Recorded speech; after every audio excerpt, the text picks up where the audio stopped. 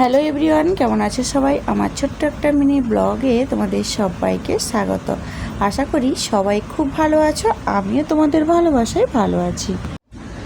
ব্লগটা আমি বিকাল থেকেই শুরু করছি, কারণ আমরা যে শপিং মলে গিয়েছিলাম সেখান থেকে ফেরার পথে রাস্তার একটা সাইডে দেখলাম নার্সারি, ভীষণ সুন্দর, চারিদিকটা অপূর্ব লাগছে। তাই ভাবলাম একটু নেমে এখানে ভিডিও করা যাক আর তোমাদের সঙ্গে শেয়ার করা যাক। তো দেখো কতটা সুন্দর এই পাতাবাহার লাল ফুলগুলো, আর এদিকে রয়েছে বিভিন্ন রকমের গোলাপ ফুলের গাছ, যেমন লাল, গোলাপি, তারপরে সাদা, আর এ সাইডে রয়েছে গোলাপি কালারের কাগজ ফুল। ভীষণ অপূর্ব লাগছিল দেখতে, সুন্দর। তো যাই হোক, এগুলো দেখলাম, তারপরে চলে আসলাম বাড়ি।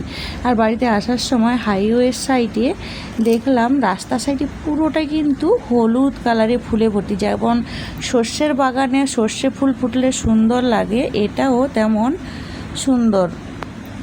তো চলে এলাম এখন গেস্ট হাউসের কাছে, আর এখানে এসেই দেখি একটা পার্সেল এসছে। পার্সেল এখনকার দিনে দেখছি পার্সেল যে কোনো ডেলিভারি দেওয়ার সময় আগে এইভাবে প্যাকেট খুলে চেক করিয়ে তারপরে কিন্তু পার্সেলটা হাতে দেয়, তা না হলে কিন্তু পার্সেলে যদি ভাঙা তারপরে খারাপ থাকে তাহলে বোঝা যায় না।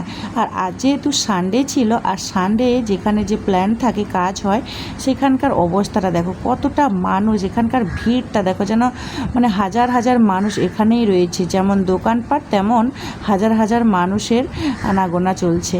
তো এখন চলে এলাম বাড়িতে এসেই দেখি যে সব সবজি তারপরে জিনিসপত্র ফ্রিজে রাখার জিনিস, সেগুলো এখানে সব রেখেছি, এখন প্যাকেট থেকে বের করব।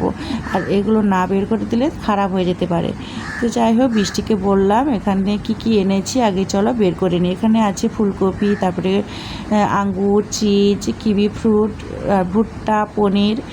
তো যাই হোক, আজকের মতো ব্লগটা তাহলে এই পর্যন্ত। আর ভীষণ খিদে পেয়ে গেছিলো, তাই জন্য বৃষ্টিকে বললাম ভুট্টাগুলো ছাড়িয়ে সিদ্ধ করতে দেবো, কারণ সারাদিন খাওয়া ঠিকঠাক হয়নি।